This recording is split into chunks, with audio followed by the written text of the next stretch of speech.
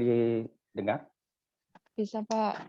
Bisa, Pak. Selamat malam, Pak. Mungkin di pertengahan nanti akan reload begitu ya. Saya lagi stranded di Bima. Jadi apa namanya, kemarin sempat ngajar juga begitu, terputus-putus. Tapi saya coba gunakan tethering dan juga satu apa namanya, menggunakan akses wifi dari hotel. Cuman ya kondisinya memang akan putus-putus. Mungkin, mudah-mudahan sih lancar malam ini. Baik, sebelum kita lanjutkan materinya, jadi materi hari ini kita akan membahas tentang problem transportasi, kemudian assignment. Jadi semuanya sebenarnya basisnya ke transportation mode problem gitu ya. Jadi kalau bapak-bapak dan ibu-ibu dan teman-teman di sini sempat mendownload file yang saya post di MyITS Classroom gitu ya. Jadi sebenarnya tujuannya adalah untuk deliver ya produk ya dari supply ke demand gitu ya. Jadi ada demand, kemudian ada sisi supply, dan kita ingin menentukan kombinasi dari decision variables yang bisa memberikan nilai minimum ya. Jadi minimum transportnya berapa gitu ya. Jadi itu yang akan kita bahas di pertemuan hari ini. Jadi sedangkan assignment itu sebenarnya adalah problem transportasi di mana decision variables-nya kita set nilainya 0 dan 1 gitu ya. Jadi kalau misalnya ada manajemen trainee, misalnya contoh dari assignment problem, itu adalah manajemen trainee, ada 5 orang yang kita rekrut, kemudian kita ingin menempatkan di 5 lokasi atau di 5 divisi yang sesuai dengan orang tersebut gitu ya. Jadi personel tersebut. Sehingga kita lakukan training di 5 lokasi atau di 5 posisi tersebut. Kemudian kita record datanya, siapa yang memiliki nilai training yang terbaik di masing-masing posisi. Ya.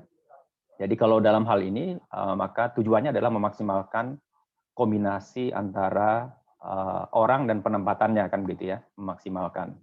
Tapi kalau kita bicara tentang atlet misalnya, ada 5 orang atlet misalnya yang akan kita seleksi untuk untuk melakukan 4 sebagai contoh misalnya di slide itu adalah renang ya, ada 4 gaya renang yang nanti akan di assign untuk ke 4 orang. Jadi ada 5 orang misalnya, berarti ada 1 ya orang yang tidak akan kita assign ya. Jadi nanti adalah decision variables adalah 0 dan 1 ya. Jadi 0 kalau dia tidak desain untuk melakukan gaya tertentu, kemudian 1 jika si A atau atlet A itu kita assign untuk melakukan gaya atau ya gaya renang tertentu gitu ya. Nah, sedangkan kalau transshipment ya, kalau transshipment itu kalau tadi ada direct transport dari supply ke demand gitu ya. Tapi sangat sering bahwa produk itu akan kita lewatkan melalui sebuah node gitu ya, atau kota atau pelabuhan gitu ya, yang tugasnya atau fungsinya hanya sebagai transshipment saja. Jadi tidak ada delivery ke titik itu, tapi fungsinya hanya sebagai transit point ya, sebelum kita distribusikan ke destination-nya. Ya. Itu yang akan kita bahas hari ini. Tapi sebelumnya saya ingin menanyakan kira-kira evaluasi kemarin gimana? Saya terus terang belum sempat mendownload dan memeriksanya. Tapi ada 1, 2, atau 3 orang ya yang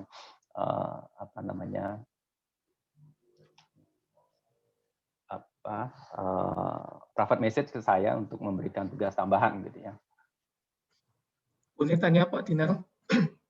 Yeah. Ya Pak, untuk yang kuis kemarin, yang nomor 1 itu kan soalnya itu ada kata-kata minimalkan, Pak. Sedang jawaban yang dikirim Pak Dinar diganti minimal. Jadi kami berbeda persepsi, Pak. Yang mana ya? Yang soal nomor 1, Pak. Nomor satu. Kalimatnya kemarin minimalkan, tetapi di jawaban yang dikirim Pak Dinar tulisannya minimal. Di kannya hilang, jadi agak berbeda persepsi. Jadi anggapan kami berarti diminimalkan.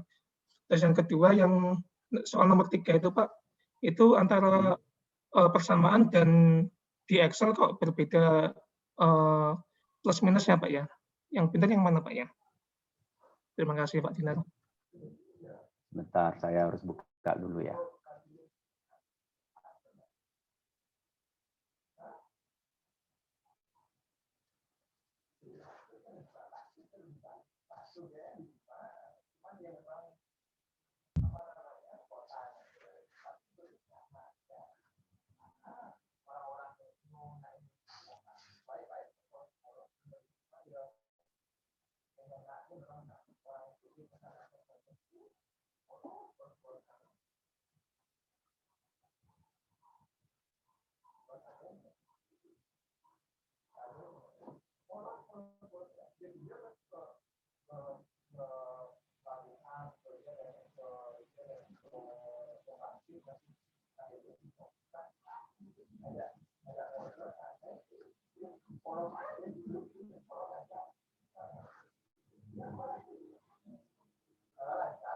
Sudah terlihat ya? Jadi yang nomor 3 yang maksudnya yang ini kan ya? Iya Pak, betul Pak. Yang Gimana? Persamaan yang paling bawah itu kan 0,2 minus 0,8 minus 0,2. Bawahnya juga sama. Di persamaan di Excel beda Pak. Jadi 0,8-nya itu dibuat plus semuanya.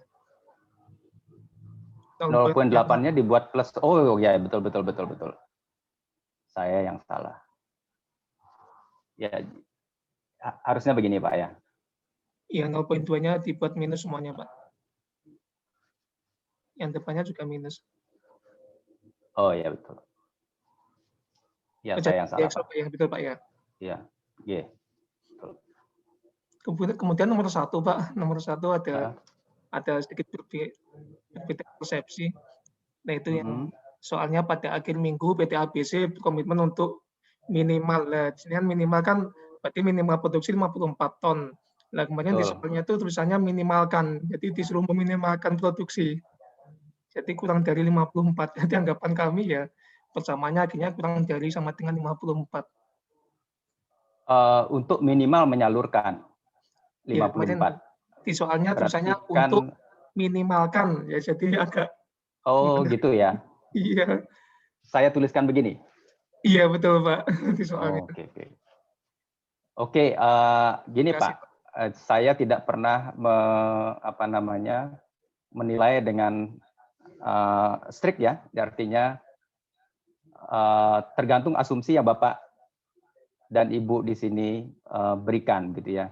Jadi mungkin saja persepsi kita terhadap soal, walaupun saya sudah menyampaikannya di awal, saya akan lihat itu Pak. Jadi apa asumsi yang digunakan oleh mahasiswa, kemudian bagaimana dia mengkonversinya ke dalam model matematis dan juga Excel. Jadi tidak perlu khawatir. Dan kemudian saya kalau misalnya ada 1-2 orang yang personal message ke saya untuk menanyakan apakah ada tugas tambahan untuk karena berdasarkan penilaian dari mahasiswa walaupun saya belum menilai ya, itu tidak memuaskan. Kita nanti lakukanlah di minggu ke-8 ya. Jadi setelah evaluasi kedua saya akan sampaikan kira-kira saya harus memberikan kesempatan yang sama untuk semuanya gitu ya. Ya, jadi tidak masalah. Tidak perlu khawatir. Ya. Ada lagi Bapak, Ibu-ibu?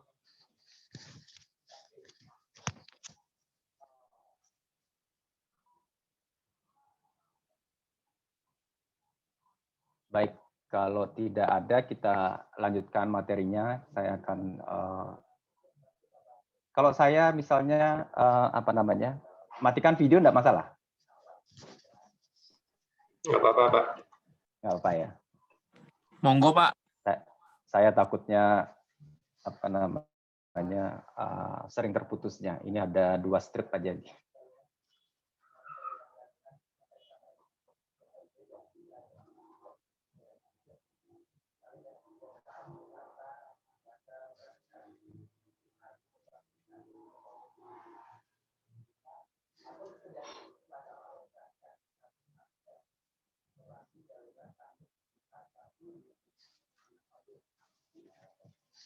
Baik, ini adalah materi kita hari ini. Jadi model transportasi, assignment, dan transshipment, walaupun saya juga sertakan satu materi lainnya, network models gitu ya, walaupun itu berdasarkan apa namanya diskusi dosen pengajar ASK, itu apa namanya mungkin tidak bisa disampaikan dalam satu kali pertemuan gitu ya, dua file tersebut. Jadi silakan nanti dibaca. Kalau misalnya ada pertanyaan kita bisa diskusikan. Tapi yang akan kita bahas hari ini adalah ketiga model sini ya. Jadi ada transportasi, model penugasan, dan juga transshipment. Jadi dalam model transportasi ini kita memodelkan distribusi dari apa ya, supply ke demand gitu ya. Jadi direct apa namanya, direct transport atau direct distribution dari supply ke demand tanpa melewati titik atau nodes lainnya gitu ya. Nanti jika nanti ada apa namanya node antara atau intermediate node, maka itu kita kategorikan ke dalam transshipment model. Jadi ini adalah 3 model generik untuk transshipment, transportation, penugasan, dan juga transshipment model. Nah, kita punya M supply point gitu ya. Ada M, ada sejumlah supply point dan juga ada demand point, dan tujuannya adalah mendistribusikan ya, mendistribusikan barang dari supply point-nya ke demand point. Di mana tujuannya adalah meminimalkan biaya. Bisa jadi meminimalkan biaya, bisa jadi meminimalkan jarak gitu ya. Jadi biasanya sih jarak itu berkorelasi dengan biaya. Ya. Jadi itu adalah tujuannya. Jadi kita decision variables-nya adalah menentukan berapa sejumlah produk yang kita akan supply dari supply point A, B, C, D gitu misalnya, atau 1, 2, 3, 4, 5 ke demand point 1, 2, 3, 4, 5, 6 gitu misalnya ya. Jadi kita punya N demand points dan juga sejumlah M supply point, dan kita berusaha untuk mencari kombinasi antara produk dengan biaya pengapalannya atau biaya distribusi atau transportasinya. Kemudian secara generik gitu ya, model transportasi ini bisa kita modelkan ke dalam sebuah tabel yang kita sebut sebagai transportation tables. Kita nanti akan mencoba menyelesaikan model transportasi ini dengan 3 metode sebelum kita nanti juga menyelesaikan atau memodelkannya di Excel Solver dan juga Lingo. Ya, jadi ada Northwest Corner Rules, kemudian ada minimum cost model, dan juga Vogel's approximation. Jadi kita coba, ini kita bisa lakukan dengan by hand gitu ya, dengan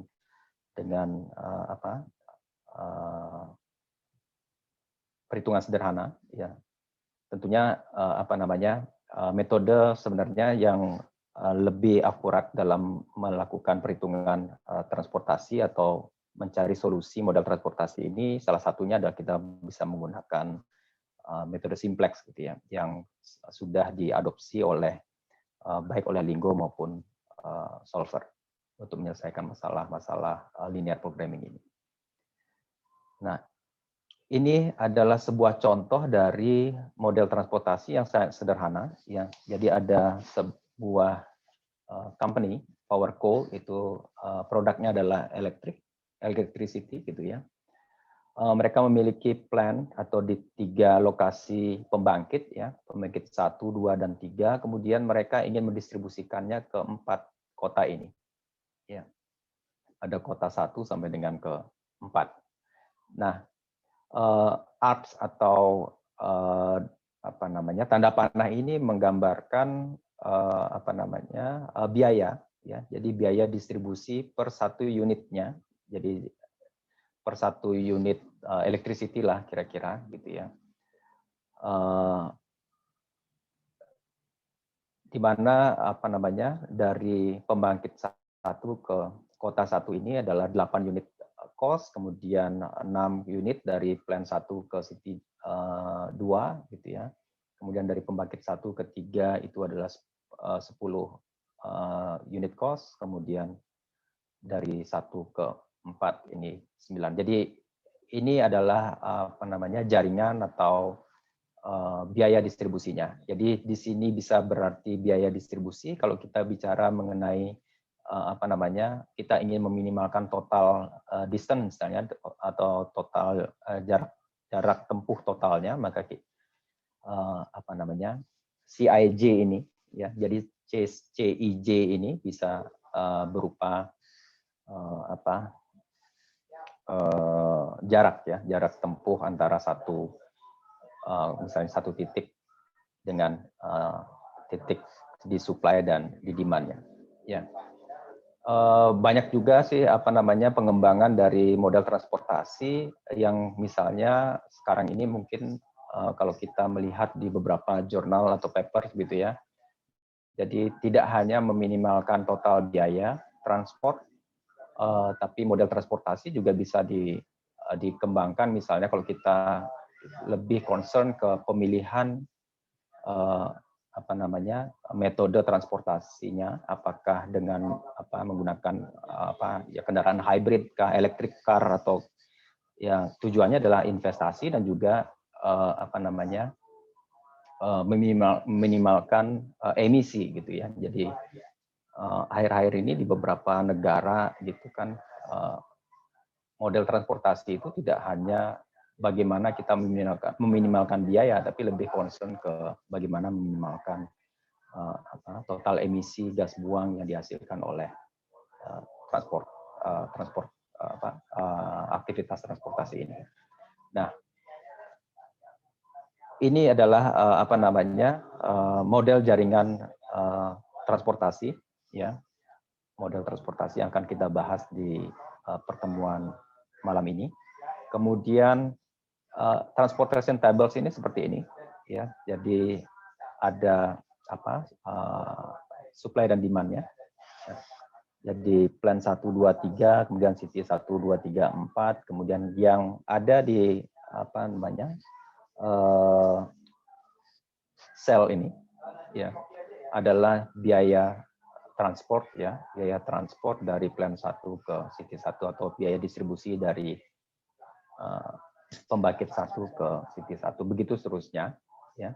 Kemudian ini adalah maksimum supply-nya, ya. Jadi dia bisa plan 1 itu total produksinya adalah 35 juta kWh gitu ya, million kilowatt hour.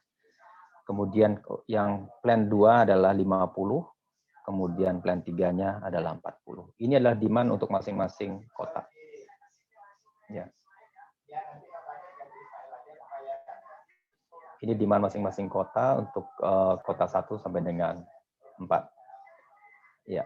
Nah, kalau kita lihat bahwa sisi demand, ya, totalnya adalah berapa ini?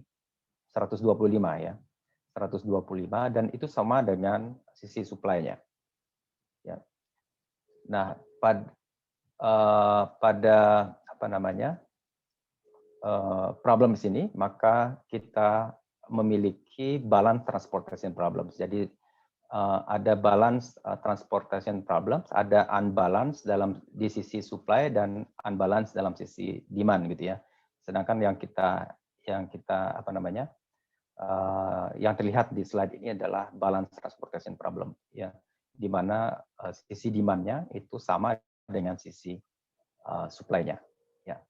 balance transportation problems itu dengan mudah bisa kita selesaikan dengan 3 generic solution gitu ya, solution method yang akan kita bahas nanti. Sebelum nanti kita juga mencoba untuk menghitungnya dengan menggunakan solver maupun Lingo. Ini adalah mathematical models untuk transportation problem ini, ya.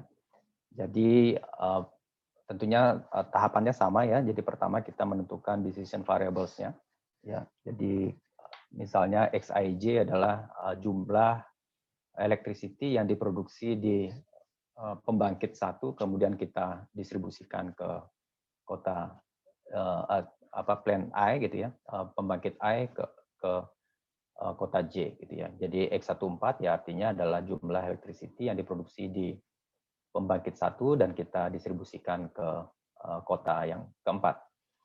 Kemudian objective function-nya atau fungsi objektifnya adalah meminimalkan biaya distribusi dari pembangkit ya, seluruh pembangkit ke demand-nya. Ya. Jadi ini secara sederhana bisa kita tuliskan minimizing Z sama dengan 8X11 ya seperti biasa ya.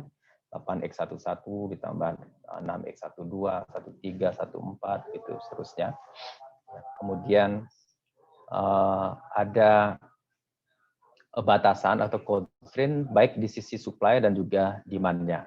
Tentunya kita tidak akan mensuplai lebih banyak dari kemampuan masing-masing pembangkitnya. Jadi di supply constraint kita bisa lihat bahwa nantinya X11, X12, X13, dan X14-nya itu lebih kecil dari 35 million kilowatt hours. Ya, karena ini adalah batasan yang dimiliki oleh pembangkit satu. Ya. Begitu juga dengan pembangkit 2, jadi X21, ya, X21 ditambah X22, tambah X23, ditambah X24, lebih kecil dari 50. Ya. X31 ditambah X32, ditambah X33, ditambah X34, lebih kecil dari 40. Ini adalah batasan atau constraint dari sisi supply-nya. Sedangkan demand umumnya adalah minimal ya, jadi minimum demand kita adalah 45 untuk kota 1, 20, 30, dan 30. Jadi penjumlahan ini ya jadi X11, X21, X31 itu lebih besar sama dengan 45 ya. Kadang bisa juga dituliskan sama dengan misalnya ya kalau misalnya kita butuhkan exactly jumlah electricity atau jumlah barang yang kita distribusikan itu 45 gitu ya. Jadi mestinya itu lebih tight ya karena kita harus memastikan bahwa 45 itu terpenuhi gitu.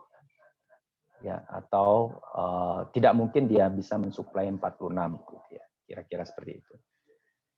Ya, tapi umumnya di sisi demand itu adalah demand yang yang didistribusikan ya. Jadi electricity atau produk yang didistribusikan dari supply itu ke demand-nya itu memenuhi seluruh demand yang kita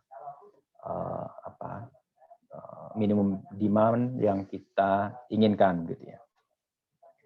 Jadi ada constraint atau batasan dari sisi baik supply dan juga demand-nya. Ya, kemudian ini seperti biasa bahwa kita tidak bisa tidak mendistribusikan negatif produk gitu ya. Jadi ini untuk non-negativity constraint-nya Xij lebih besar sama dengan 0. Ini adalah model matematik sederhananya gitu ya. Kemudian ini adalah Pak Dinar, mohon maaf. Aljab. Gimana? Bisa tanya sebentar, Pak? Silakan Pak Busro. Ya Pak, kalau kita lihat di sini nih Pak ya, total kapasitas 3 plant itu kan 125 kWh Pak ya. Ya. Dengan demand-nya ini melebihi dari total kapasitas itu Bisa nggak Pak ya? Bagaimana Pak? Kalau demand-nya itu melebihi kapasitas. Ya, ini kan kapasitas maksimal plan-nya kan 125 totalnya Pak ya. Betul. Tetapi demand-nya ini melebihi 125 kWh. Jadi unbalance ya, transportation-nya atau model transportasinya unbalance Pak ya. Jadi unbalance-nya di sisi demand atau di sisi supply itu sangat dimungkinkan Pak. Ya, jadi yang kita bahas ini adalah kita coba membahas di sisi apa namanya untuk model yang balance dulu. Nanti di belakang kita akan membahas yang unbalance ya. Jadi misalnya kalau misalnya supply-nya itu lebih kecil daripada demand-nya, misalnya di sini 125 tapi kita punya demand 130 gitu ya. Berarti kan ada sejumlah demand yang kita tidak akan bisa kita penuhi kan gitu Pak ya. Jadi biasanya untuk menyelesaikannya dengan menggunakan mathematical model seperti ini, maka kita bisa menambahkan sebuah dummy demand gitu ya. Jadi dummy demand tentunya dengan kita men-set nanti bahwa nilainya atau nilai transportnya adalah 0 kan gitu ya. Kita berusaha bahwa nantinya walaupun ada nilainya, tapi dengan perkalian 0 itu seakan-akan tidak ada produk yang kita akan distribusikan ke kota tersebut atau destinasi maupun demand tersebut gitu ya. Ya maaf Pak, salah hitung Pak tadi Pak. Kalau ini balance ya 125 dengan 125 kalau enggak. Iya maaf Pak, salah hitung Pak. Yeah. Baik, bisa saya lanjutkan, G.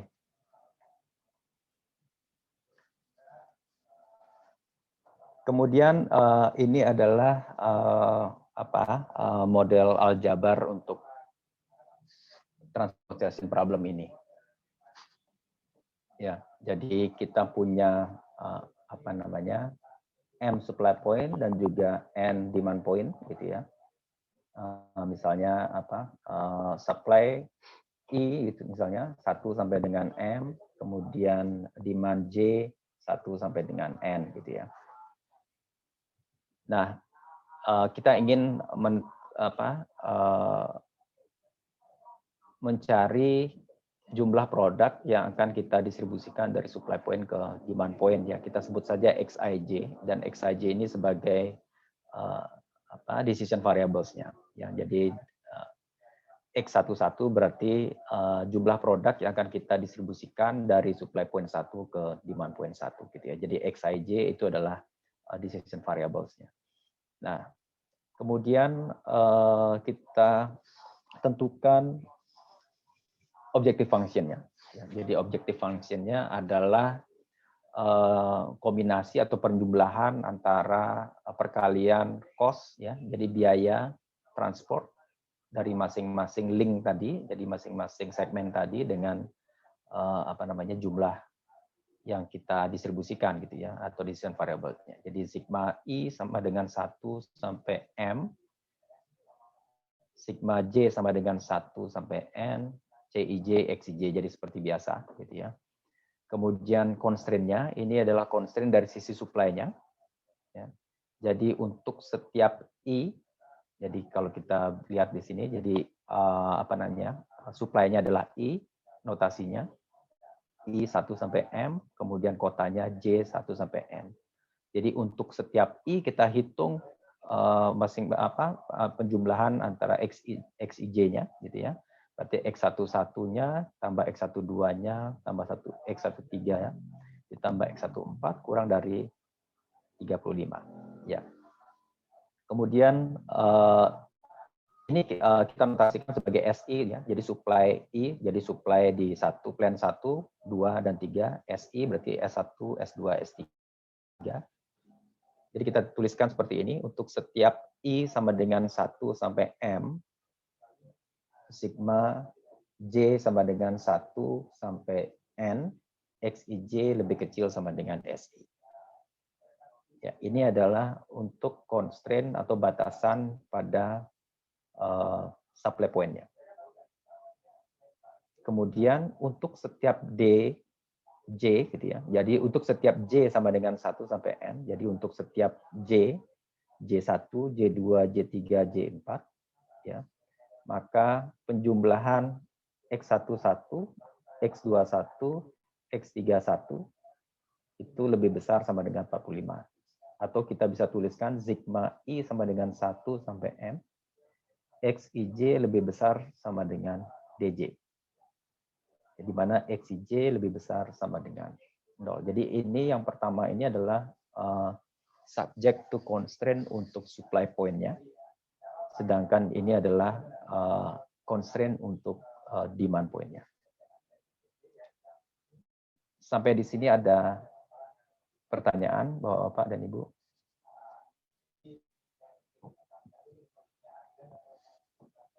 Bisa dipahami ya?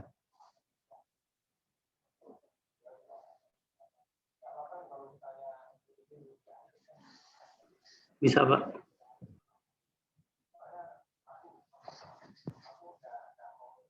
Baik, saya rasa tidak ada masalah ya untuk ini.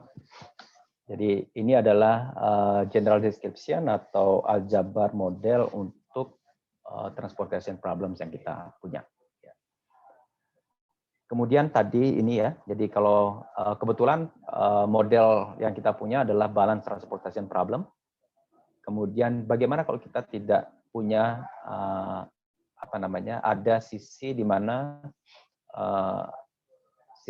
total supply-nya tidak sama dengan total demand-nya ya. Jadi balance transportation problem jika kita memiliki total supply itu sama dengan total demand-nya gitu ya. Jadi yang kita lakukan adalah balancing, yang melakukan balancing dari transportation problems-nya ya. Ada dua kondisi di sini.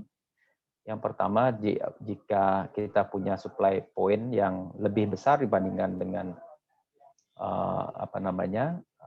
demand point, maka kita menambahkan dummy demand point-nya. Ya, jadi kita menambahkan dummy seakan-akan ada destinasi yang ke N gitu ya. Jadi ke N+1 kira-kira ya. Jadi kita jumlahkan atau tambahkan sebuah dummy demand point ya, dengan men-set bahwa biaya distribusi untuk ke dummy demand point dari setiap supply point itu adalah 0 ya. Ya, tujuannya adalah walaupun nanti kita assign sebuah nilai ke segmen tersebut, maka dia tidak akan menambahkan pada sisi objective function-nya. Jadi seakan-akan kita mendistribusikan barang ke dummy demand point. Nah, sedangkan jika supply point-nya itu kurang dari total point, artinya kan ada unmet demand gitu ya. Jadi demand yang kita tidak bisa penuhi gitu ya. Jadi tujuannya biasanya di sini adalah meminimalkan penalti. Ya, jadi kita meminimalkan total biaya termasuk di dalamnya adalah penalti karena kita tidak bisa mendistribusikan produk atau barang kita ke demand tersebut ya. Jadi tujuannya adalah meminimalkan total biaya termasuk di dalamnya adalah penalty cost ya.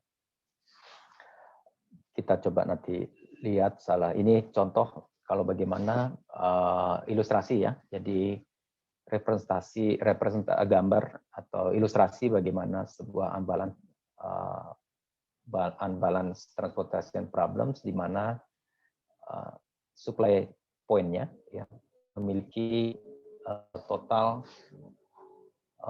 produksi yang lebih besar dibandingkan dengan demand point-nya ya. Jadi dicontohkan di sini berapa nih? 125, sedangkan di sini adalah 120. Jadi kita tambahkan dummy point ya. Jadi dummy untuk city 5 dengan demand-nya 5. Jadi kita sekarang memiliki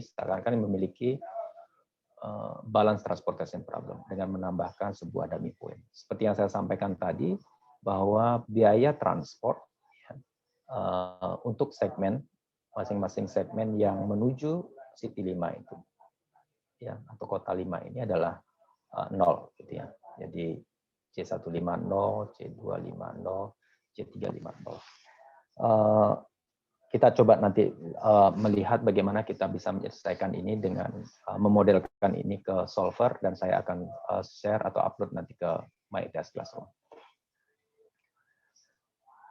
Nah, ada 3 metode klasik yang bisa kita gunakan ya. Jadi sebelum kita membahas bagaimana kita menyelesaikan atau memodelkan itu ke dalam solver maupun Lego ya, ada 3 metode yang bisa kita gunakan untuk menyelesaikan model transportasi, terutama untuk balance transportation problem. Ya. Ada 3 metode yang akan kita bahas malam ini. Yang pertama adalah Northwest Corner Rules, ya, atau kadang disingkat dengan NWC gitu ya, NWC method gitu ya, metode NWC. Kemudian ada metode minimum cost dan Vogel's approximation method. Ya. Dengan menggunakan contoh yang tadi, ya, contoh dari PowerCo, ya, Northwest Corner method ini sederhana, ya. Jadi dia dimulai dari northwest corner-nya. Jadi ada apa namanya, barat laut ya. Jadi kita mulai dari sel yang ini, ya. Kemudian kita menggerakkan algoritmanya ya dengan ke kanan atau ke bawah gitu ya. Jadi ini adalah sebagai basic visible solution-nya.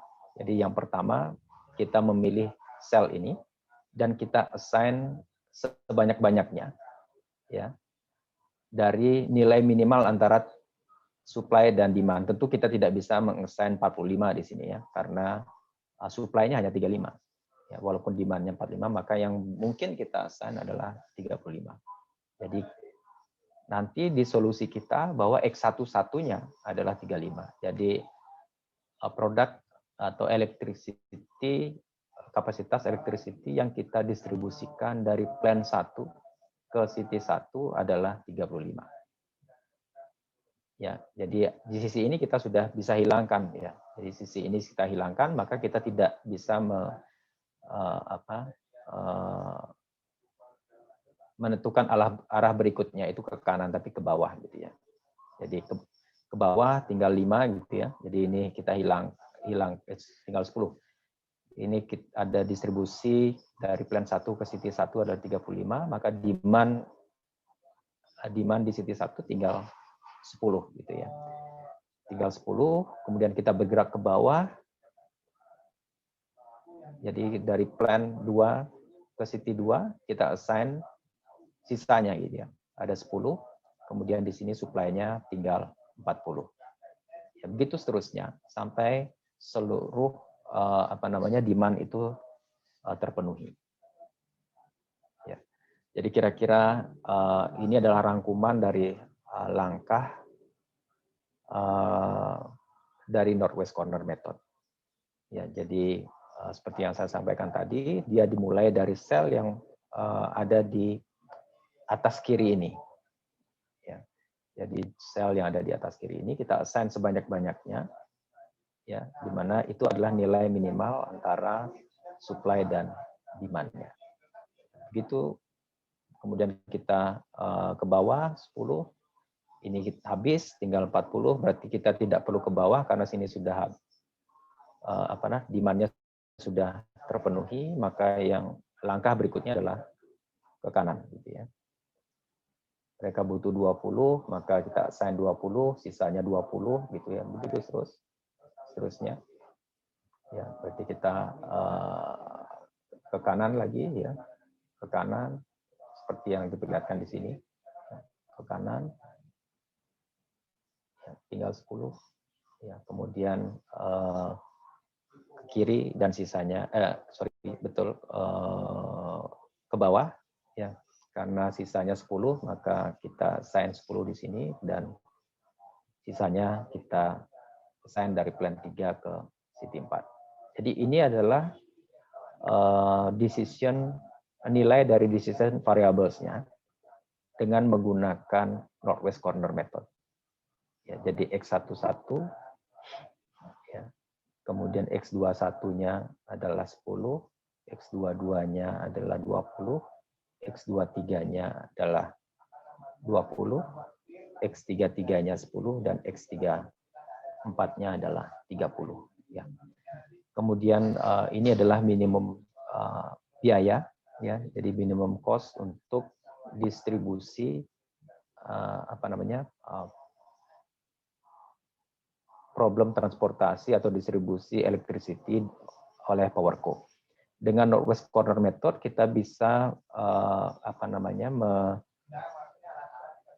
menemukan bahwa biayanya total biaya adalah 1.180. Ini adalah metode untuk Northwest Corner. Ya, jadi metodenya sederhana gitu ya. Jadi kita mulai dari sel yang ada di kiri atas, kemudian bergerak ke kanan atau ke bawah.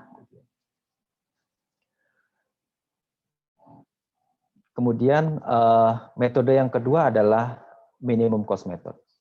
Ya, yang membedakan antara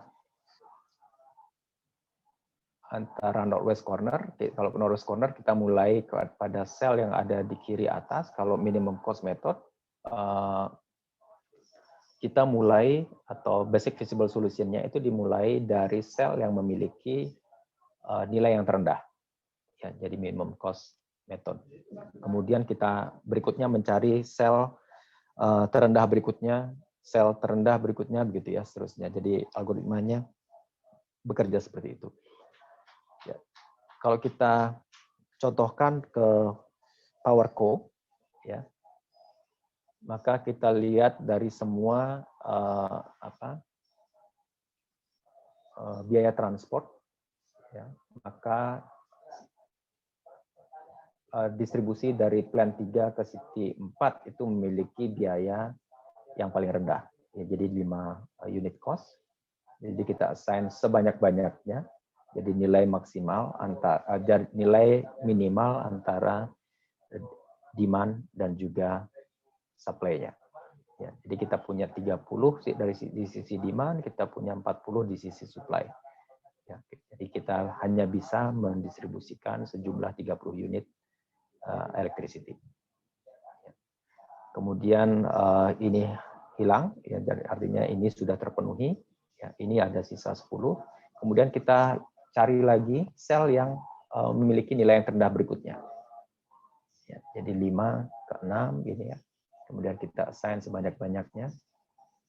Ya, nilai minimal antara demand dan supply, begitu seterusnya.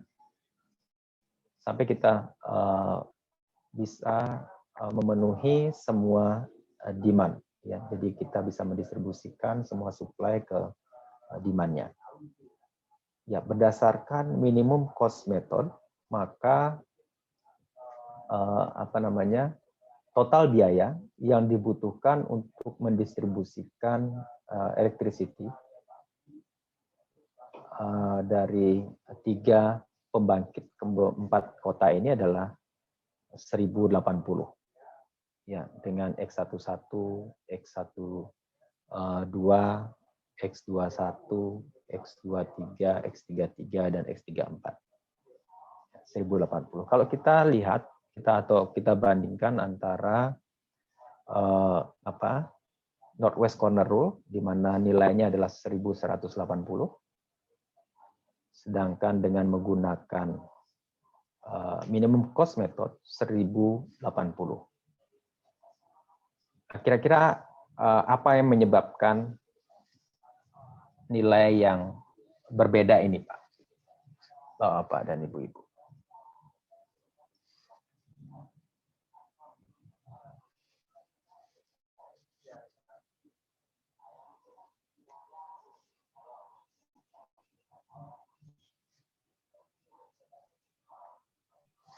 Ada yang Karena bisa membantu?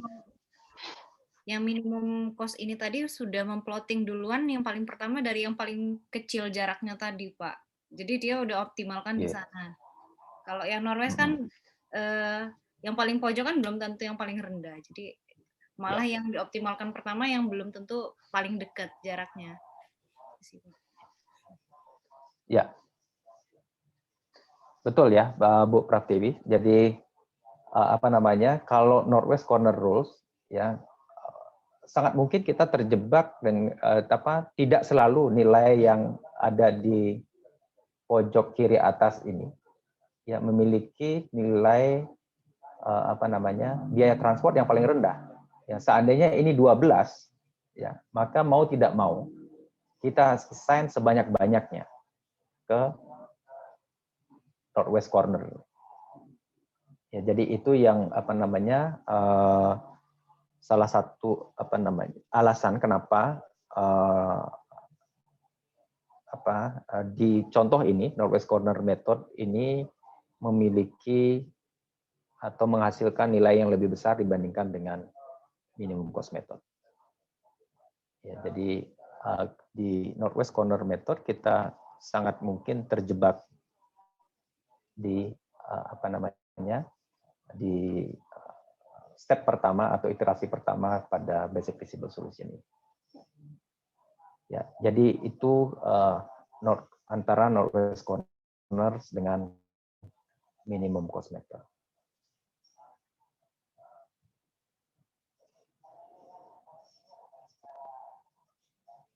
Kemudian ada satu metode lagi yang akan kita bahas, ya, yaitu Vogel Approximation Method. Jadi kalau apa namanya Vogel Approximation Method ini kita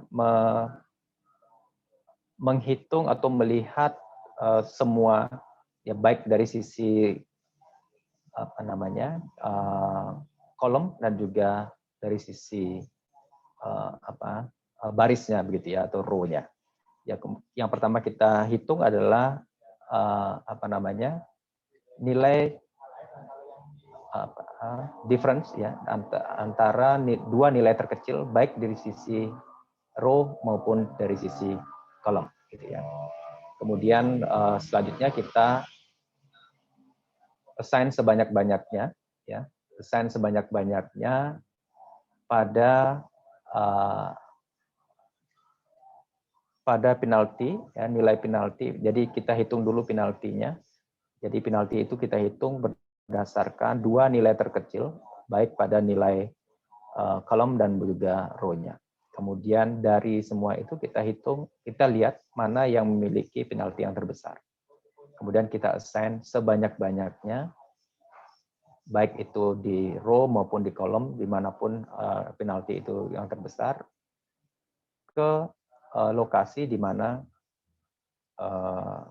biayanya yang paling kecil gitu ya. Atau saya contohkan di power cost ini. Ya, jadi kita hitung dulu penaltinya. Ya, ini misalnya untuk kolom penaltinya ada dua nilai yang terendah, ya, 9 dan 8. Maka kita bisa hitung bahwa nilai penaltinya adalah 1. Ya. Ini dua yang terendah 6 dan 9, penaltinya 3, 10 dan 13, ya 3, 7 dan 5, 2. Itu seterusnya. Kemudian kita lihat mana yang paling besar nilai penaltinya.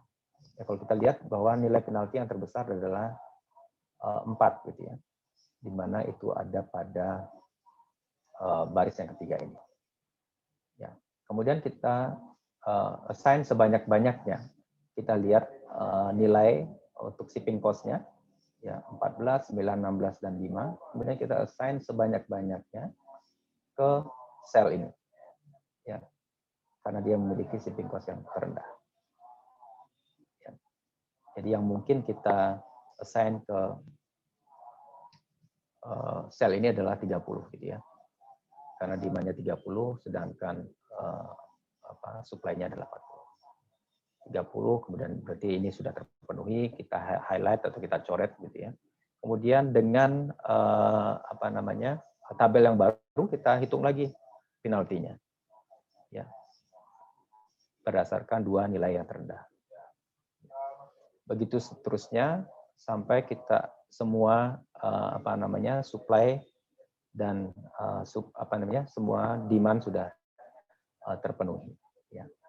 Dengan Vogel approximation method ini kita bisa melihat bahwa sorry ini kurang T ya. Jadi minimum cost-nya atau biaya transport untuk ke power coast ini adalah 1020. Jadi kita lihat dengan classical method ya, baik northwest corner, kemudian minimum cost dan juga Vogel approximation itu menghasilkan nilai yang berbeda. Bagaimana dengan menggunakan solver? Jadi solver ini dasarnya apa namanya simplex ya. Jadi apakah apa namanya nilainya itu sama dengan Vogels kah? Kemudian northwest atau minimum cost? Saya coba share untuk solvernya.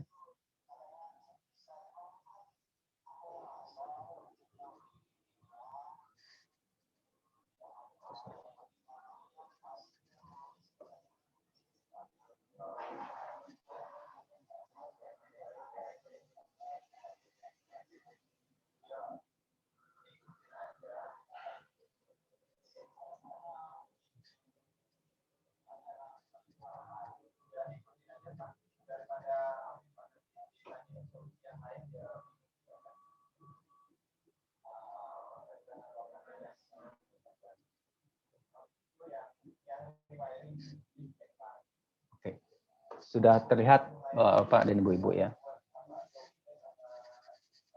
Jadi ini adalah apa namanya model atau apa namanya ya spreadsheet model untuk model transportasi yang kita bahas sekarang ya, PowerCo. Nah ini adalah transportation table-nya. Ya. Kemudian supaya untuk memudahkan apa namanya memudahkan perkalian gitu ya. Jadi perkalian antara CIJ dan XIJ-nya kita atau saya membuatkan sebuah transportation tables begitu ya, di mana sel ini adalah decision variables-nya. Jadi sangat apa namanya bisa berbeda. Jadi tidak selalu bentuknya akan seperti ini. Jadi silakan nanti Bapak dan Ibu-Ibu juga bisa menggunakan apa namanya model yang berbeda tentunya. Ya. Jadi saya gunakan ini jadi untuk memudahkan untuk perkalian apa namanya sum product dari decision variables dan juga biayanya. Ya. Yang pertama kita set dulu di mana decision variables-nya. Jadi saya nanti nilai XIJ-nya akan ada di sel ini. Ya, ini sebagai decision variables. Kemudian ini adalah objective function-nya. Ya, jadi seperti yang sudah Bapak dan Ibu-Ibu juga sudah pahami dan juga sudah mencoba baik di evaluasi maupun di beberapa contoh yang sebelumnya. Ya. Jadi total biayanya adalah sigma ya. Jadi kan sigma I sama dengan 1 sampai M, sigma J sama dengan 1 sampai N, CIJ, XIJ. Di mana ini adalah CIJ-nya ya, dan ini adalah XIJ-nya. Maka kita bisa tuliskan seperti ini ya. Jadi sum product atau perkalian apa namanya summation dari sel ini dengan decision variables-nya. Kemudian kita set objektif function-nya di sel ini dengan cara meminimalkan biaya atau tujuannya adalah meminimalkan biaya transport. Ya. Kemudian ini adalah untuk decision variables-nya. Kemudian ini adalah non-negativity constraint yang mana ini juga tidak perlu tidak harus kita tuliskan ya karena secara default solver men-set nilai XIJ atau decision variables-nya lebih besar sama dengan 0. Sedangkan ini adalah untuk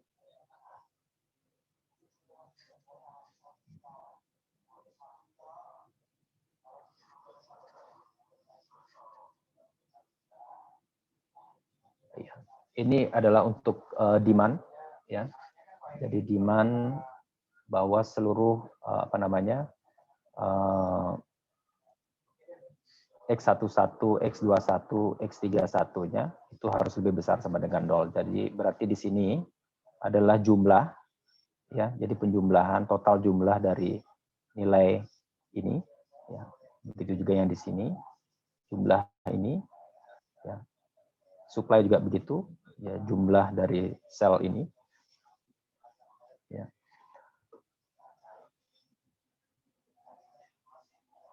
Oke, dan ini simplex, kemudian kita coba untuk menyelesaikan.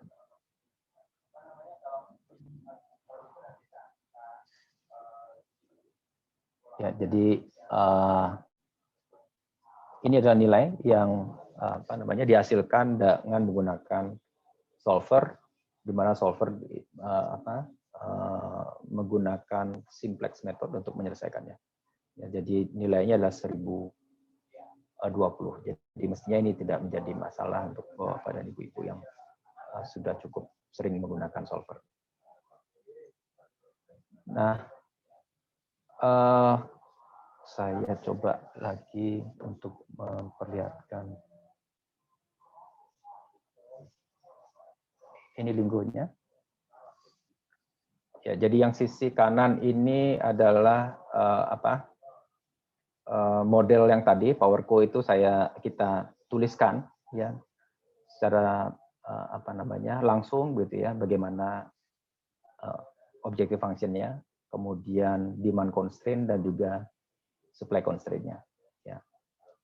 Seperti yang saya sampaikan atau kita sudah bahas sebelumnya, bahwa X11, X12 sampai X34 ini tidak perlu kita set lebih besar sama dengan 0 semua, karena secara default mereka sudah LIGO sudah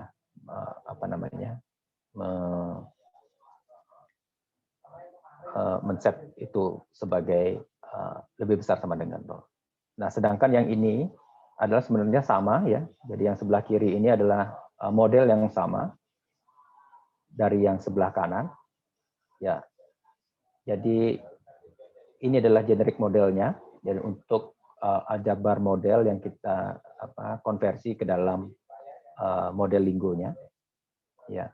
Jadi kita bisa bayangkan kalau misalnya kita punya 100 atau 25 gitu ya, 25 supply point, kemudian ada 100 demand point, ya. Maka kita punya berapa itu?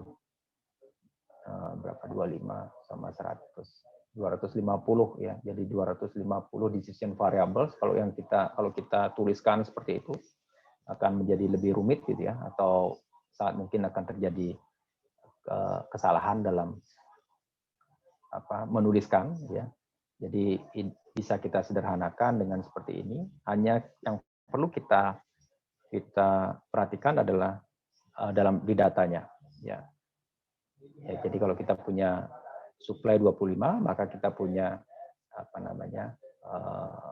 row seperti ini ya. Jadi ada 25 yang kita batasi dengan sebuah spasi gitu ya. Jadi 25 angka, ya, 25 deret angka dengan yang kita batasi dengan atau pisahkan dengan spasi. Begitu juga dengan demand point-nya.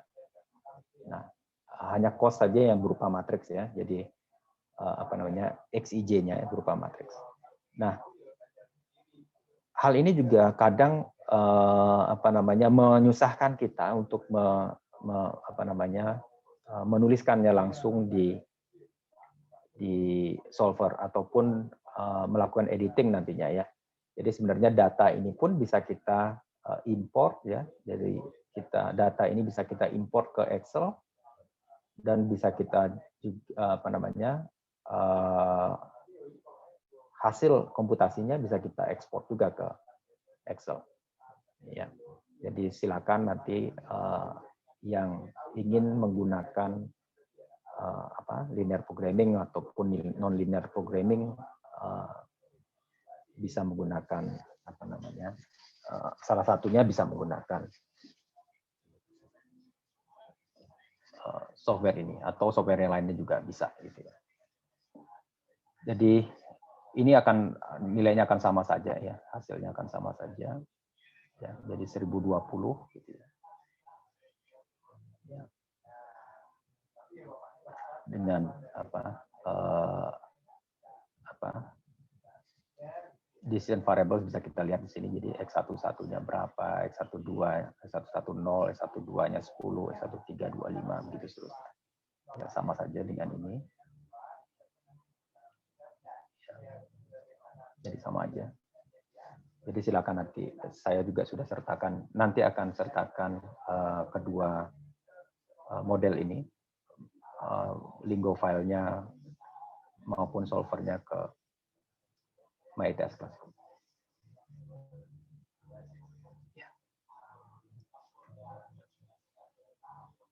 Ada pertanyaan Bapak dan Ibu-Ibu? Dinar mau tanya Pak. Silakan Pak. Untuk Timur Pak. Oh, Pak Tadi Timur. saya barusan nyoba juga Pak untuk kedua linggo tersebut ya Pak, yang aljabar sama yang simplex, hasilnya sama-sama 1020 ya Pak. Iya. Nah, memang nanti diarahkannya itu ke Vogel ini ya Pak ya? Oh bukan Pak, jadi Vogels itu sebenarnya akan mudah kita selesaikan jika modelnya kecil ya, modelnya sederhana. Jadi sebenarnya itu adalah model basic visible solution yang generik gitu ya, yang betul-betul kalau Bapak punya model yang besar maka akan sulit mendapatkan optimal solution dengan ketiga model tersebut, tiga metode tersebut. Ya. Nah, terus di ini Pak ketiga penyelesaian ini ya Pak ya, yang Vogel, terus kemudian yang sebelumnya yang minimum cost dan yang sebelumnya lagi. Nah, itu apakah yang dimaksud itu kalau misalnya kita mengerjakan tapi secara manual ya Pak ya? Tapi kalau misalnya kita nanti menggunakan Lingo atau solver, nah itu kita tidak melihat ketiga metode tersebut gitu ya Pak? Iya betul Pak. Jadi mestinya kita tidak lagi melihat bagaimana ya artinya kita perlu memahami bagaimana basic visible solution atau optimasi itu bisa dilakukan. Ada banyak metode gitu ya. Ya, jadi salah satunya atau salah tiganya tadi metode problem transportasi itu bisa kita selesaikan dengan ketiga metode tersebut gitu ya. Sebenarnya masih banyak, masih ada metode-metode lainnya yang bisa kita gunakan untuk menyelesaikan model transportasi ini. Tapi dalam kaitan mata kuliah ini kita membahas tiga model atau tiga metode generik untuk menyelesaikan model transportasi ini. Satu lagi mungkin Pak, kalau misalnya kita menggunakan Lingo gitu Pak, kalau misalnya di suatu perusahaan kita ingin mengambil misalnya minimum cost-nya gitu ya Pak ya. Nah, tentunya kan kita ada sebuah aplikasi gitu, katakanlah aplikasinya entah pakai bahasa pemrograman Java gitu atau mungkin C gitu. Dan kita ingin mengambil data perhitungan dari Lingo tersebut gitu Pak. Nah, apakah Lingo itu sampai bisa integrasi seperti itu atau kita hanya mengubah dari Lingo ini ke bahasa pemrograman yang kita pakai ke Java ataupun ke C gitu Pak? Saya belum pernah melakukan integrasi dengan bahasa pemrograman itu Pak ya. Saya belum tahu ya, mohon maaf saya tidak bisa menjawab itu. Mestinya bisa aja ya, mestinya bisa. Kalau yang saya lakukan itu memang dulu menggunakan metode yang lainnya karena memang saya butuh kombinatorik gitu ya, jadi membutuhkan kombinasi yang tidak bisa diselesaikan dengan menggunakan, sebenarnya bisa digunakan linear programming atau non-linear programming, tapi membutuhkan waktu yang lama untuk komputasinya. Jadi pilihannya adalah pada saat itu adalah membuat algoritma sendiri gitu Pak ya. Oke. Ya, jadi sebenarnya banyak sih, ya, ada genetic algorithm kalau meta heuristic, ada juga kita bisa membuat prosedur iterasi dalam apa yang kita create sendiri untuk melakukan perhitungan. Jadi algoritmanya ya Pak ya yang nanti dibuat terus kemudian diterjemahkan ke bahasa pemrograman yang Betul, dipakai Pak. gitu mungkin Pak. Oh, betul Pak. Ya, tapi kalau misalnya seandainya Lingo itu bisa kita integrasikan dengan artinya antarmukanya kita buat di program atau bahasa pemrograman tertentu, kemudian engine-nya itu Lingo, kenapa kita pusing-pusing Pak untuk membuat dari awal kan gitu ya. Oke, terima kasih Pak Dinar. Oke, sama-sama Pak. Saya coba nanti pada saat integer programming saya akan memperlihatkan bagaimana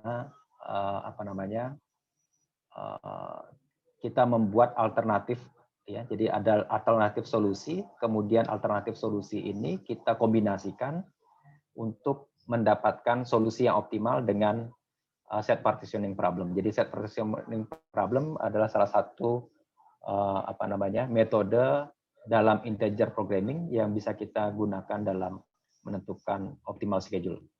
2 minggu depan mungkin kita bisa akan membahas itu, Pak.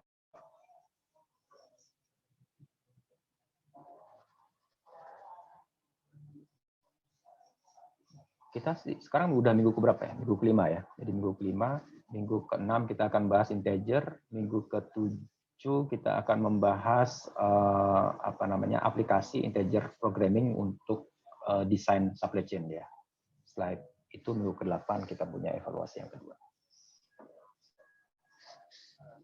Oke, saya bisa lanjutkan ya. Jadi ini untuk solver untuk power calls. Ya, oke. Yang unbalance ya, tadi saya lupa ya. Jadi unbalance nanti akan saya sertakan juga. Jadi kalau unbalance ya kita tambahkan sebuah dummy city gitu ya. Jadi dummy city seperti saya sampaikan tadi bahwa dummy city adalah biaya untuk distribusinya untuk masing-masing plan ya ke dummy city ini adalah 0. Ya tujuannya adalah kalaupun nanti ada nilai yang kita assign ke sini, ya ini adalah solusi yang diberikan oleh solver. Ya. Jadi ada yang di-assign ke sini, tapi karena perkaliannya adalah 5 dengan 0 gitu ya, jadi tidak ada biaya transport, maka dia tidak akan menjadi menambahkan pada total cost-nya. Ya. Jadi itu metode yang bisa kita gunakan untuk mengkonversi unbalanced transportation problem dengan menggunakan solver. Tentunya hal yang sama bisa kita lakukan juga dengan menggunakan Lingo maupun software yang lain. Ya, jadi ini yang saya sampaikan tadi. Ini yang kita tuliskan secara langsung, kemudian ini dengan aljabarnya dengan menggunakan function yang sudah disediakan oleh Lingo. Nah, kemudian assignment problems. Ya, jadi sebenarnya assignment problem ini adalah extension dari model transportasi, gitu ya. Jadi ada seperti model transportasi ada tiga metode yang kita bahas. Sebenarnya dalam assignment juga ada yang disebut dengan Hungarian method. Saya tidak akan membahas itu di pertemuan malam ini, ya. Tapi saya ingin menjelaskan bahwa assignment problem itu adalah extended version dari problem transportasi, di mana XIJ-nya, ya, jadi decision variables-nya kita set nilainya adalah 0 ataupun 1. Ya. Jadi decision variables-nya itu yang membedakan adalah decision variables-nya dia bernilai 0 atau 1. Dia akan bernilai 1 jika kita di sel tersebut ya. Jadi antara misalnya power plant dengan CT ya. Jadi kita assign nilai 0 maupun 1. Kalau dia 1 berarti ada assignment ya dari supply ke demand-nya. Jadi ini contoh misalnya ya sebuah perusahaan yang bernama Makineco, dia ingin mengesain 4 mesin gitu ya, 4 mesin ke 4 pekerjaan yang berbeda, di mana ini adalah waktu yang dibutuhkan oleh mesin 1 untuk menyelesaikan pekerjaan yang pertama. Ya. Jadi ini seakan-akan adalah sebuah transportation tabel gitu ya. Jadi yang ini adalah total waktu yang dibutuhkan untuk menyelesaikan pekerjaan oleh mesin 1 ke mesin ke pekerjaan. Nah, maka kalau assignment problem, ya kalau kita punya matriks yang sama, ya artinya kita punya matriks 4x4, artinya ada 4 mesin, kemudian 4 pekerjaan yang berbeda, maka kita pastikan bahwa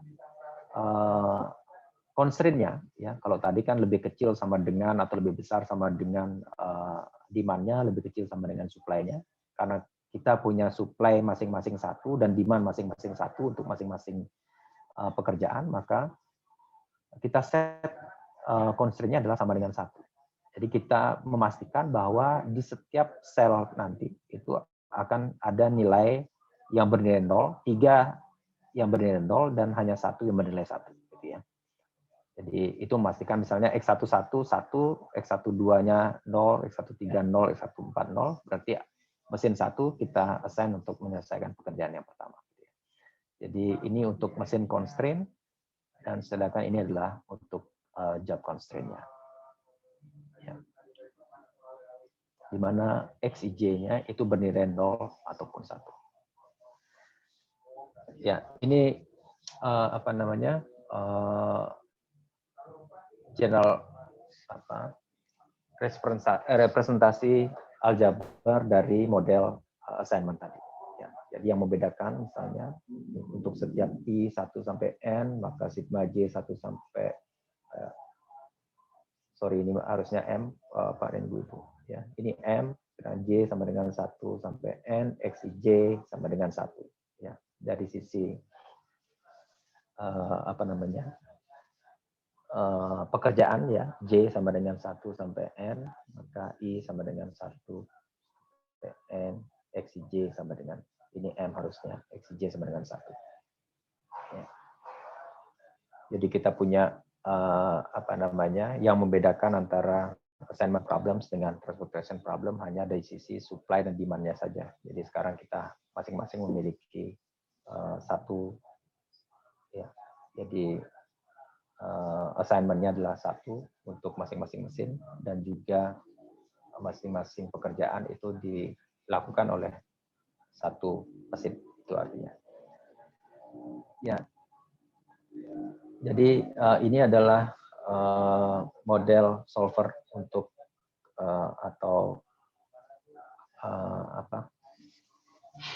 spreadsheet model untuk Makineco's problem ini atau assignment problem ini. Ya, jadi sama seperti transportation problem, hanya kita set bahwa summation atau penjumlahan di masing-masing untuk kolom ini adalah 1 gitu ya. Jadi ini adalah penjumlahan itu sama dengan 1 gitu ya. Begitu juga untuk sisi mesinnya. Jadi itu saja sih yang membedakan antara transportation problems dengan assignment problem. Ya. Jadi ini adalah solusinya, ya, di mana mesin 1 akan diassign untuk menyelesaikan pekerjaan yang kedua, ya, mesin 2 ke 4, mesin 3 ke 3, dan mesin 4 ke 1. Itu adalah hasil, ya, di mana waktu yang dibutuhkan untuk menyelesaikan pekerjaan tersebut adalah 15 jam. Nah, bagaimana kalau misalnya kita memiliki supply yang lebih besar daripada demand-nya, ya, seperti dicontohkan di sini, ya, ada 5 orang yang nantinya akan dieliminasi gitu ya. Karena ini adalah seleksi untuk 4 kali gaya gaya ganti bergu gitu ya. Jadi ada backstroke, breaststroke, butterfly, dan freestyle. Ini adalah masing-masing catatan waktu dari masing-masing perenang gitu ya. Car 37,7 detik, ya 43 untuk breaststroke, butterfly 33,3, freestyle 29,2 gitu. Ya. Kemudian kita punya excess supply ya dibandingkan dengan demand-nya. Jadi yang membedakan adalah di sini ya. Jadi constraint-nya. Ya, jadi kalau yang ini exactly 1 gitu ya. Artinya setiap gaya atau style ini harus terpenuhi gitu ya. Harus ada yang di-assign ke sana. Sedangkan untuk perenangnya ya. Jadi untuk perenangnya lebih kecil sama dengan 1. Berarti sangat mungkin nanti salah satu akan bernilai 0 semua gitu ya. Artinya perenang tersebut tidak ditugaskan untuk menyelesaikan salah satu gaya. Ya. Jadi ini adalah model aljabar untuk athlete assignment problem di mana supply-nya ya itu lebih besar dibandingkan dengan demand. Jadi ini sama seperti yang model assignment problem yang sebelumnya, ya hanya tadi kita set bahwa setiap gaya itu harus dilakukan oleh perenang, sedangkan tidak semua perenang akan di-assign, ya. Jadi lebih kecil sama dengan 1. Ya. Jadi kalau kita lihat ini adalah solusi yang diberikan oleh solver. Ya. Jadi kalau kita lihat bahwa Ken ini tidak di-assign untuk menyelesaikan atau melakukan style renang, baik backstroke, breaststroke, butterfly, dan freestyle. Dengan total waktunya adalah 126,2. Tentunya sama ya, kalau tadi minimizing problem, ini juga sama, minimizing problem. Nah, kalau yang tadi yang saya sempat sampaikan di awal, kalau assignment problemnya dalam konteks manajemen training, ya di mana kita memberikan penilaian untuk masing-masing peserta, gitu ya, masing-masing trainee, maka masalahnya bisa menjadi maximizing problem, gitu ya, karena kita ingin memaksimalkan kombinasi nilai, ya. Jadi nilai yang dihasilkan oleh masing-masing trainee yang kita assign ke pekerjaan atau divisi. Itu untuk atlet atau assignment problem. Ini model di Linggonya. Saya setelah kuliah ini saya akan post di MyDesk Class. Sampai di sini ada pertanyaan, Bapak? Pak, izin bertanya, Pak. Oh, Bu, silakan. Untuk yang supply lebih besar dari demand tadi, dengan menggunakan yang assignment problem, itu untuk menentukan dia mengisi yang di assignment itu dia 1 atau 0 itu bebas atau gimana, Pak? Misalnya dilanjut, Bu. Misalnya di dalam contoh itu kan misalnya car itu dia kosong nih. Bentar, maaf. Jadi di tugas pertama itu yang menyelesaikan bentar.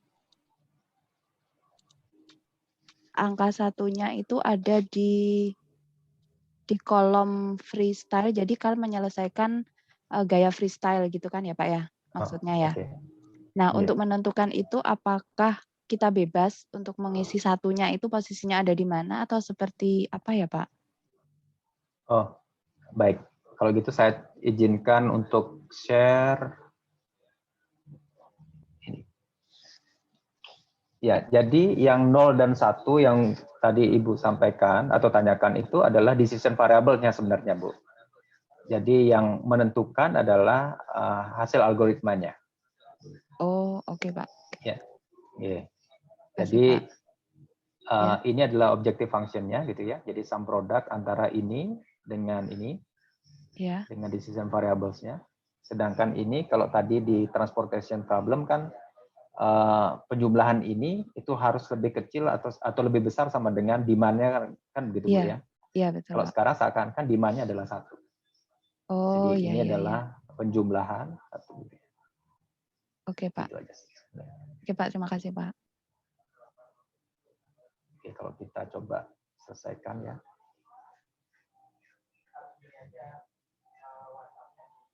Ya. Jadi seperti ini kan hasilnya tadi Bu ya. Iya. Jadi David itu untuk backstroke, kemudian Carl untuk freestyle. Ya, jadi ini adalah decision variable. Oh, oke, Pak. Terima kasih, Pak.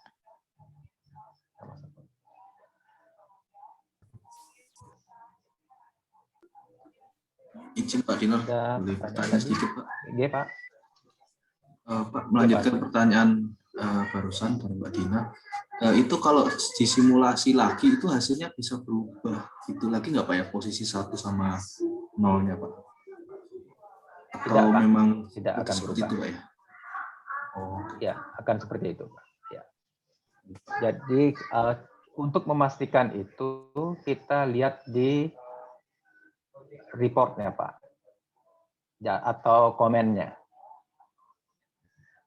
Ya, seperti ini ya. Jadi solver found a solution gitu ya. Jadi all constraint and optimality condition are satisfied. Jadi si solver ini sudah menemukan satu solusi optimalnya. Ya, kalau kita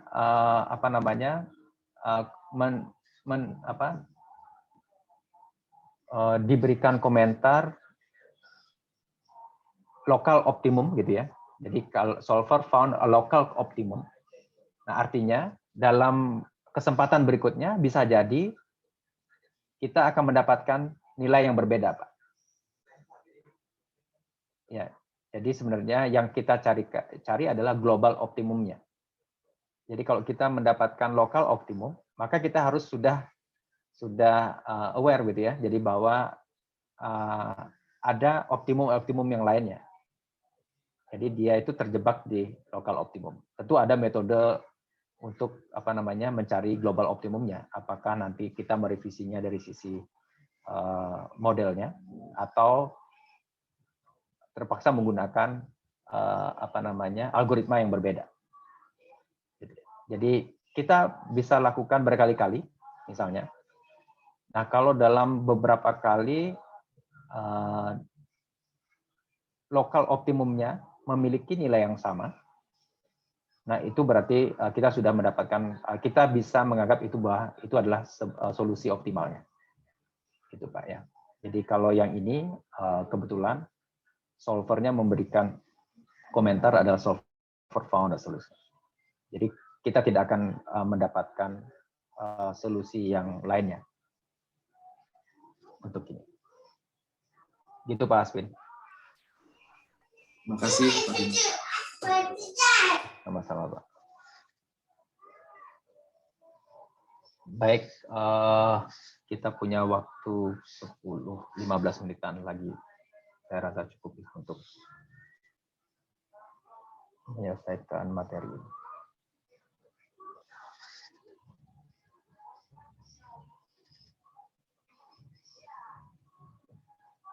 Baik, seperti yang tadi saya sampaikan ya. Jadi kalau transshipment point itu berarti kita tidak ada direct transport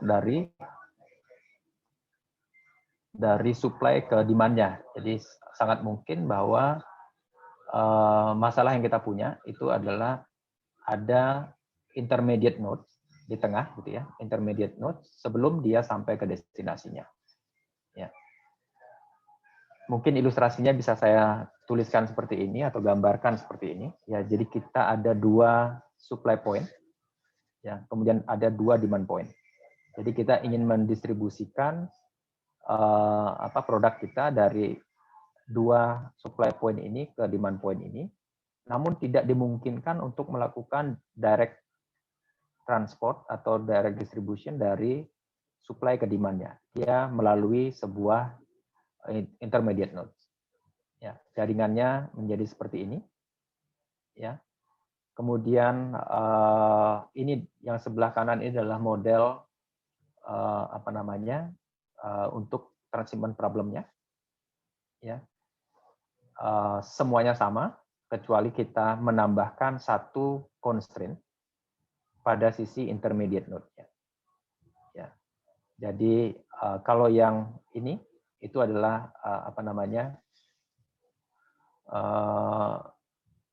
constraint untuk supply point-nya. Ya, jadi untuk supply point, jadi tidak ada produk yang kita distribusikan melebihi dari kapasitas dari supply-nya. Sedangkan ini juga sama, ya. Jadi tujuannya adalah memenuhi demand. Ya, jadi sedangkan ini ya untuk memastikan bahwa node ini hanya untuk transit saja. Jadi bahwa produk yang menuju ke intermediate node ini sama dengan produk yang keluar, jumlahnya sama dengan produk yang keluar dari node ini. Ya, jadi kita anggap sebuah intermediate node ini notasinya misalnya K gitu ya. Maka jumlah yang didistribusikan dari supply 1 ke K ini, ke 3 ini, sama dengan yang kita distribusikan dari ini ke baik ke demand 1 maupun demand 2. Gitu ya. Jadi seakan-akan ini hanya sebagai, bukan seakan-akan, tapi ini hanya sebuah transit point, ya, di mana tidak ada demand yang kita, atau produk yang kita supply ke intermediate node ini. Ya, jadi XIK dikurangi sigma XKJ. Ya, ini adalah I, ini J, sedangkan intermediate node-nya adalah notasinya adalah K. Ya, jadi sigma XIK dikurangi sigma XKJ sama dengan 0. Ya, jadi itu saja yang membedakan antara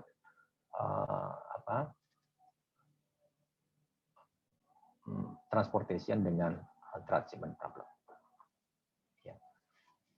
Ini contohnya, ya, misalnya, ya, jadi kita punya 2 supply point, kemudian kita punya 3 demand point, ya, kita punya 2 intermediate, ya, masing-masing ini adalah transportation cost-nya, ya. Jadi model lengkapnya seperti ini, ya, untuk linear programming formulation untuk Thomas and Washburn transshipment ini, jadi untuk problem ini, ya. Jadi kita meminimalkan overall shipping cost untuk produk yang kita supply dari 2 supply point ke 3 demand point. Ya, kemudian ini constraint untuk supply-nya, ya, ini constraint untuk demand-nya kita exactly gitu ya, jadi bisa sama dengan, bisa lebih besar sama dengan gitu ya. Kemudian ini adalah constraint untuk di intermediate node. Ya. Saya juga sudah post di solvernya. Jadi decision variables-nya adalah ini ya. Tapi ini adalah segmen-segmen di mana shipping cost bisa kita assign. Nah, supaya dia tidak terpilih, ya. Jadi supaya dia tidak terpilih, karena tujuannya kita meminimalkan biaya, maka salah satu cara yang bisa kita lakukan adalah dengan memberikan big numbers gitu ya. Jadi kita tuliskan saja atau berikan nilai yang besar di sini, di sel ini, sehingga nanti dia akan menjadi pengali dari decision variables-nya kan begitu ya. Jadi maka dia tidak akan terpilih di decision variables ini. Ya. Jadi ini juga sudah saya post di saya akan post nanti di MyTest Class. Jadi ini hasilnya ya. Jadi dengan dengan solver bisa kita dapatkan bahwa distribusinya adalah dari Alt0 ke Thomas 75, dari Alt0 ke Washburn. Washburn itu adalah transmission point, jadi tidak ada gitu ya. Jadi super self ke Thomas tidak ada, dia lewat Washburn ya, ke Washburn gitu ya, Thomas Row gitu dan seterusnya. Nah ini adalah transshipment problem. Ya nanti silakan dengan tiga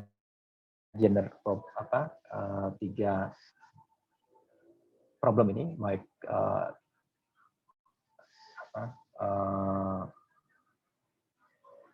problem transportasi, kemudian transshipment maupun assignment, nanti silakan Bapak dan Ibu-Ibu bisa kembangkan misalnya untuk menyelesaikan sebuah jaringan supply chain atau yang lebih kompleks gitu ya. Jadi di 2 minggu ke depan kita juga akan bertemu lagi dengan problem transportasi untuk desain sebuah desain supply chain sebagai salah satu metode yang bisa kita gunakan dengan dengan menggabungkan dengan metode yang lainnya. Ya, salah satunya adalah integer program. Jadi itu adalah materi yang bisa saya sampaikan bahwa pada Ibu-Ibu kalau silakan kalau misalnya ada pertanyaan. Pak Dinar, mohon izin tanya Pak. Pak Farih ya. Okay. Iya, Pak Dinar bisa diulang Pak tadi yang metode terakhir itu kenapa ya kok ditambahkan 1000 itu ya? Oke. Alasannya gitu Pak. Mungkin saya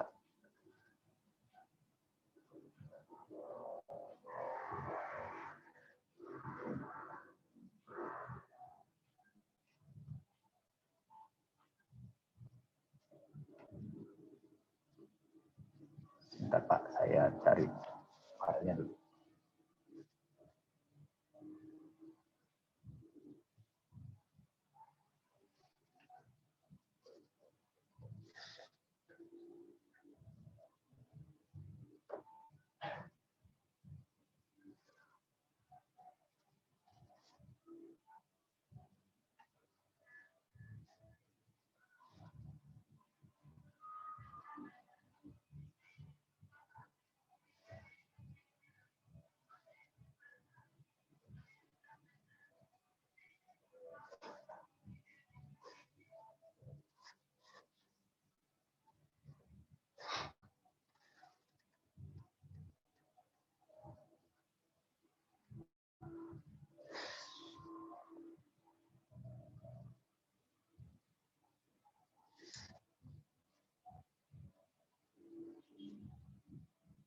Saya kok enggak nemu filenya ya. Oke, saya sebentar nanti saya coba cari. Tapi saya jelaskan dengan ini.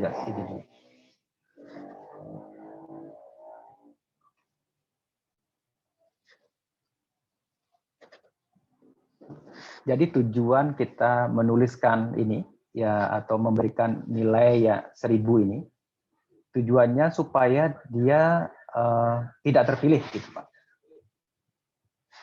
Jadi tidak ada decision variables yang memilih dia gitu ya. Jadi kita kan tujuannya mendistribusikan produk itu dari supply point ke demand point-nya. Iya, Kan Pak. gitu ya. Iya. Jadi seakan-akan kita memberikan biaya yang besar ke sini supaya tidak ada XIJ misalnya yang memilih dia.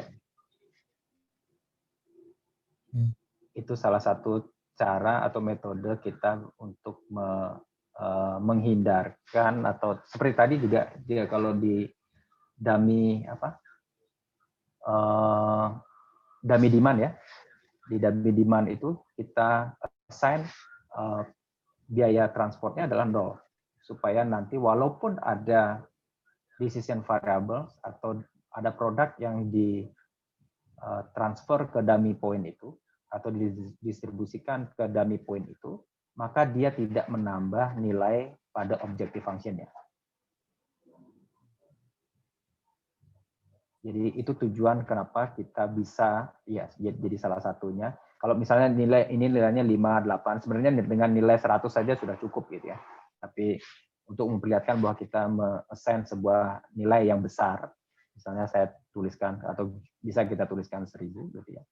Sehingga kalau kita terjemahkan ini ya, ini kita terjemahkan ke dalam model atau spreadsheet model ini, maka kita bisa lihat bahwa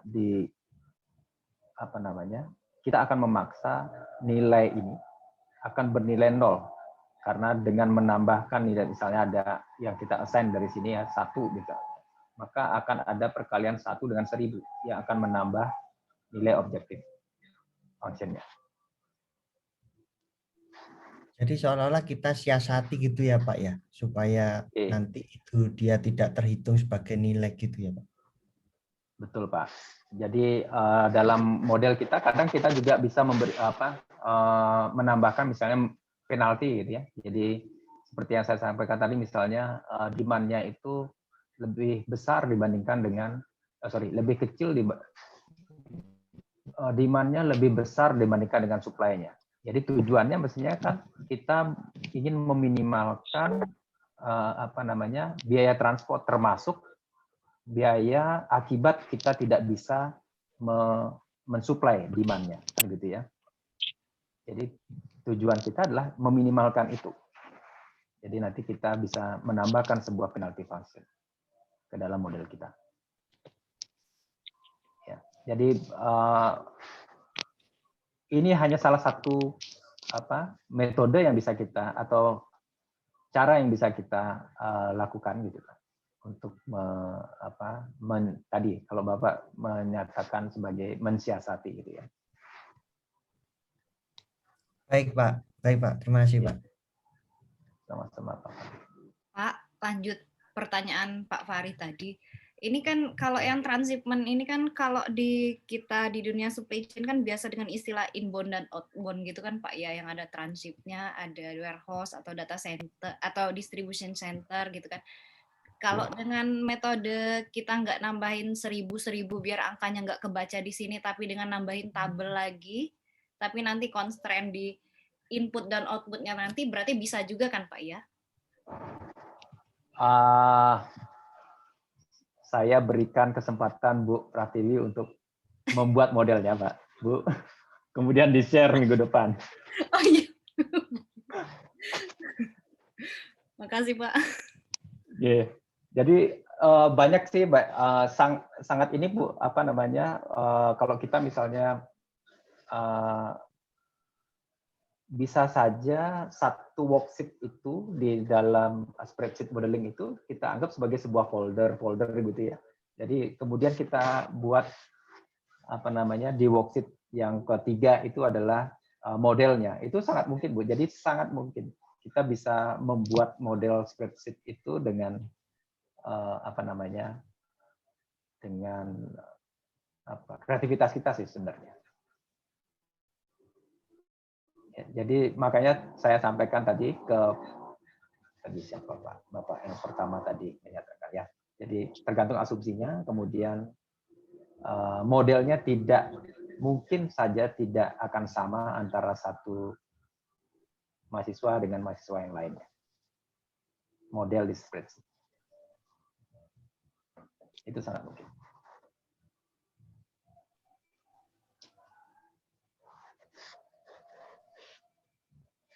Ada pertanyaan lagi? Berarti Bu Pratiwi akan mencoba minggu depan ya? Iya Pak, saya coba Pak. Oke.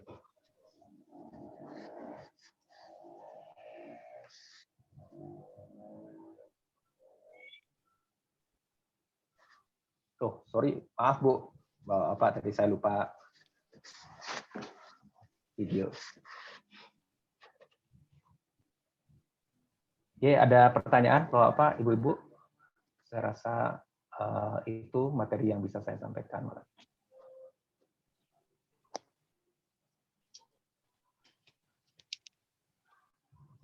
Cukup. Baik. Baik, kalau tidak ada pertanyaan, saya akhiri pertemuan untuk malam ini. Sehat-sehat semuanya. Selamat malam. Terima kasih. Terima kasih, Pak. Terima kasih, Pak. Terima kasih, Pak.